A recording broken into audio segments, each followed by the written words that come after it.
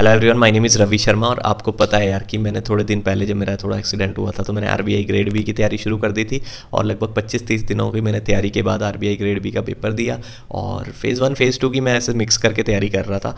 तो फेज़ 1 का भी जो स्कोर कार्ड है वो फेज़ 1 का आ चुका है, और उसमें मेरी क्या गलतियाँ रही और कैसे मैं इतने से मार्क्स से रह गया तो वो आपको पता चलेगा। और कितना मुश्किल पेपर आता है ये भी पता चलेगा। देखो, ये पेपर की कट ऑफ गई है सिर्फ 27%, मतलब 200 में से 54 कट ऑफ गई है, 54.25। तो कितना मुश्किल पेपर रहा होगा। तो उस मुश्किल पेपर में भी मैंने कैसे इतने मार्क्स स्कोर किए वो आपको बताऊंगा। प्लस आपको ये भी इंसाइट्स दूंगा कि जो मैंने इस एक्सपीरियंस से सीखा है कि आपको आरबीआई ग्रेड बी अगर देना है तो क्या क्या चीज़ों का ध्यान रखना है और कैसे कम्प्रीहेंसिव कवरेज के साथ आपको सब कुछ पढ़ना है वो आपको बताऊंगा। लेवल क्या होता है वो भी बताऊंगा। तो ये सब चीज़ें और मेरा स्कोर कार्ड और उसकी लर्निंग सबसे ज़्यादा इंपॉर्टेंट रहेगी, ये सब बताऊंगा इस वीडियो में। तो वीडियो शुरू करने से पहले एक छोटी सी लेकिन काफ़ी इंपॉर्टेंट अनाउंसमेंट की गाइडली आपको दे रहा है प्री प्लस मेंस के लिए क्रैकर पैकेज, यानी कि पूरा कॉम्प्रीहेंसिव आईबीपीएस पीओ 2023 को ये टारगेट करेगा, जिसमें 50-50 दिन के पीडीएफ बंडल कोर्स हैं प्री और मेंस के, जहाँ पे बहुत सारे आपको सवाल मिलेंगे प्रैक्टिस करने को टारगेट्स की फॉर्म में। और उसके वीडियो सॉल्यूशंस भी आप देख सकते हैं जो कि हिंदी और इंग्लिश दोनों में अवेलेबल है। प्लस जो सबसे अच्छी चीज़ मुझे लगी, 30 सेट ऑफ डिस्क्रिप्टिव पेपर भी इसमें है और प्री और मेंस के मॉक टेस्ट भी हैं 30 टोटल। ठीक है, तो आप ये 110 इसका प्राइस है, लेकिन आपको लगाना RKS12 कूपन कोड, जिससे आपका 97 प्राइस हो जाएगा इसका, जो कि ना के बराबर पैसों में आपको काफ़ी कुछ मिल रहा है। और ये ऑफ़र ग्रैब करें और अच्छे से तैयारी करें। Thank you.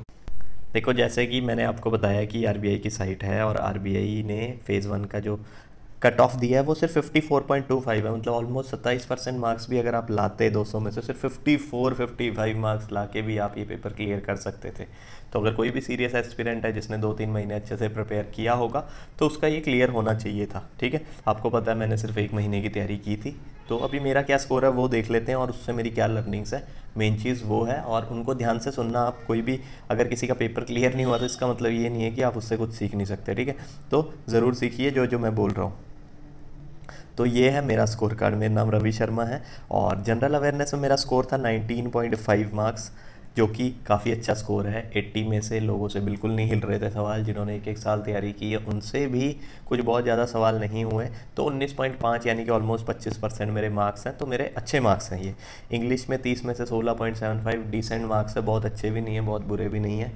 क्वांटिटेटिव एप्टीट्यूड में 8.75 मार्क्स, बहुत ज़्यादा मार्क्स हैं, लोगों के 5-6 मार्क्स आ रहे हैं और फिर भी उनका क्लियर हो रहा है। तो बहुत मुश्किल पेपर था।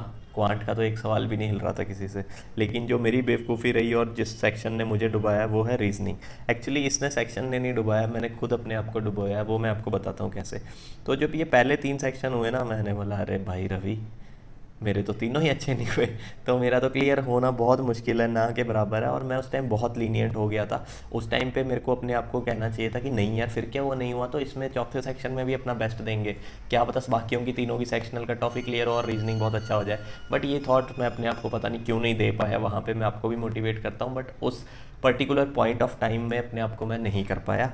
और मैंने क्या गलती की, मैंने सिर्फ रीजनिंग में कोई पजल नहीं अटैम्प्ट की। कुछ मतलब मैक्सिमम जो मैंने 16-17 सवाल अटैम्प्ट किए थे उसमें से लगभग 11 सवाल मेरे क्रिटिकल रीजनिंग के ही थे और 5 सवाल बाकी थे।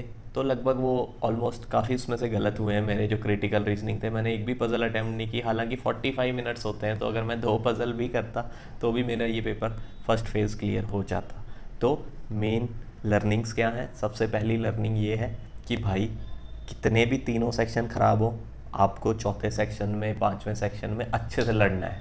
ठीक है, जब तक घड़ी की सुई ना कह दे कि भाई बस, तब तक आपको बस नहीं करनी है और बिल्कुल अपने सारे हथियारों से बेस्ट ऑफ बेस्ट अपना देना है, ताकि आपका पेपर क्लियर करने के ज़्यादा से ज़्यादा चांस हो। मुझे उस टाइम ज़्यादा बुरा नहीं लगा, पर स्कोर कार्ड देख के मुझे बुरा भी लगा, अच्छा भी लगा कि देखो मेरे इतने मार्क्स आ गए। मैंने सिर्फ 1 महीने 20-25 दिन 30 दिन मैक्सिमम तैयारी की होगी और मैं ऑलमोस्ट कट ऑफ को टच कर गया। मेरे 25% मार्क्स आ गए, मुझे सिर्फ 27% मार्क्स चाहिए थे। ठीक है, तो 4 नंबरों से मेरा रह गया। लेकिन कई लड़ाइयाँ ऐसी होती है जिसमें आप हार के भी जीत जाते हैं। बाजीगर नहीं बोलूँगा खुद को, लेकिन मेन बात यह है कि उस टाइम पे जो मैंने 1 महीने में 6 महीने की जीए पढ़ी वो भी मेरे को पूरी अच्छे से वहाँ पे याद थी और अभी भी मेरे को काफ़ी याद है। और अब बात यह है कि आपको अगर आरबीआई ग्रेड बी देना है तो मेरी क्या सजेशंस रहेंगी आपको, जो मैंने लर्निंग्स ली है अपने इस एक्सपीरियंस से। पहली सजेशन ये है कि आप जो भी न्यूज़ कवर करेंगे जनरल अवेयरनेस में, उसको थोड़ा सा कॉम्प्रिहेंसिव वे में करें। जो भी पढ़ें उसका आपको सब कुछ पता होना चाहिए। अगर किसी ने मतलब अगर कुछ भी किया है, मान लो कोई स्कीम सरकार ने निकाली है कि मिष्टी स्कीम निकाली है, तो सिर्फ फुल फॉर्म पढ़ लेनी है और वो मैंग्रोव्स के लिए ये पढ़ लेना इनफ नहीं है। आपको देखना है कि उसको सरकार ने कौन से ईयर में लॉन्च किया है, ठीक है, किसने लॉन्च किया है, कहाँ लॉन्च किया था, और कितना उसका कितना उसके लिए उन्होंने ले ओवर रखा है, कितना उसके लिए उन्होंने बजट रखा है, ये सब आपको देखना है, ठीक है। तब जाके ये एक सवाल आपका कवर होगा। तो कॉम्प्रिहेंसिव कवरेज अगर आप कर सकते हैं तो आपका जनरल अवेयरनेस कवर हो जाएगा। इंग्लिश कोई बहुत ज़्यादा मुश्किल या आसान नहीं आती है, इंग्लिश तो इंग्लिश है। इंग्लिश के लिए मैंने आपको 1-2 वीडियोस बताई हुई है, वो वीडियोस आप देखो और वैसी की वैसी तैयारी करो। मैंने भी वैसे ही की है और एक एवरेज बंदे के लिए इतने मार्क्स बहुत हैं, ठीक है। क्वांटिटेटिव एप्टीट्यूड और रीजनिंग, ये दोनों आपको पीओ मेंस लेवल का वहाँ पे आता है, ठीक है। तो आपको क्या करना पड़ेगा, आपको मेंस लेवल के क्वेश्चंस डेली सॉल्व करने पड़ेंगे। मैंने हालांकि बहुत नहीं किया था क्योंकि मैंने 1 महीने में सिर्फ यही सोचा था कि यार मुझे जीए बहुत अच्छे से करनी है, 80 मार्क्स में से 30-40 तो कम से कम उसमें ही लाऊंगा। तो बट वो पॉसिबल नहीं था। जैसे साफ का पेपर था, आप खुद ही सोचो कि अगर 27% कट ऑफ जा रही है तो क्या क्या कट ऑफ है, कुछ भी नहीं है। तो मेन दिक्कत यही है कि आप क्वांट और रीजनिंग को अच्छा करें, और इससे क्या होगा, आपके जो मेंस लेवल के पीओ मेंस लेवल के पेपर हैं वो भी क्लियर होंगे और आरबीआई को देने लायक भी आप रहोगे, ठीक है।